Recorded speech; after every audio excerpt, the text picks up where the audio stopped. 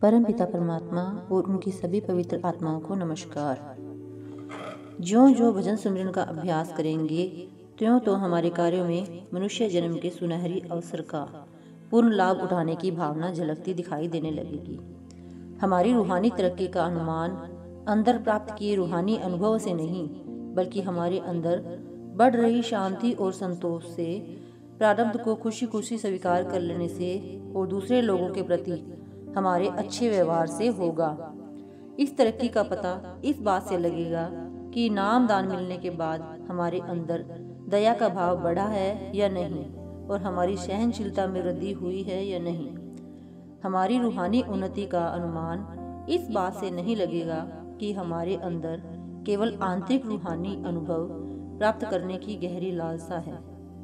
हमारी उन्नति का पता इस बात से चलेगा कि क्या हमारे अंदर पहले से बेहतर इंसान बनने और दूसरों के साथ अधिक प्रेम और क्षमा के साथ पेश आने की गहरी इच्छा पैदा हुई है या नहीं। हमारे भजन सुमरन का प्रभाव हमारे जीवन के हर कार्य में और दूसरों के साथ हमारे व्यवहार में प्रत्यक्ष नजर आएगा। सतगुरु समझाते हैं कि हम दूसरों की सेवा इसलिए नहीं करते कि इससे हमारी रूहानी तरक्की में वृद्धि होगी या हमारे रूहानी जीवन में समृद्धि आएगी। बात इसके उलट है।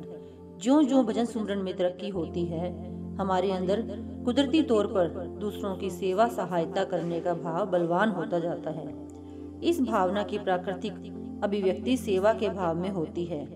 सेवा का अर्थ संगत की सेवा द्वारा सतगुरु की सेवा करना है, और इसमें सेवा करने वाले से बढ़कर और किसी की सेवा नहीं होती। सेवा दूसरों की करते हैं, पर सबसे अधिक लाभ खुद को प्राप्त होता है। सेवा का उद्देश्य अपने प्रेम के भाव का विस्तार और विकास करना है। सच्ची सेवा प्रेम का वह जज्बा है जो प्रेम में और वृद्धि करता है। भजन सिमरन द्वारा हमें अपने हर कार्य को सतगुरु का कार्य समझकर करने की सूझ प्राप्त होती है।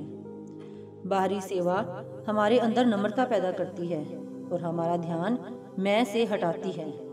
हम अपने आप को बड़ा, जरूरी और महत्वपूर्ण समझने के बजाय दूसरों की ओर ध्यान देना शुरू कर देते हैं। सेवा भक्ति भाव की अभिव्यक्ति का साधन है। सेवा शुक्राने और नम्रता के भाव के साथ की जाती है।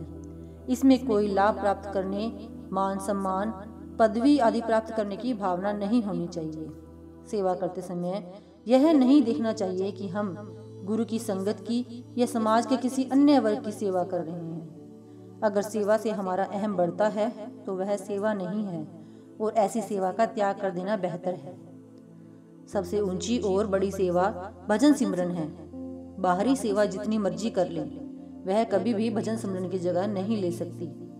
अगर बाहरी सेवा भजन सिमरन की कीमत पर की जाती है तो वह सेवा छोड़ देनी चाहिए। सेवा का असल उद्देश्य जीवन के लिए आध्यात्मिक माहौल बनाना है।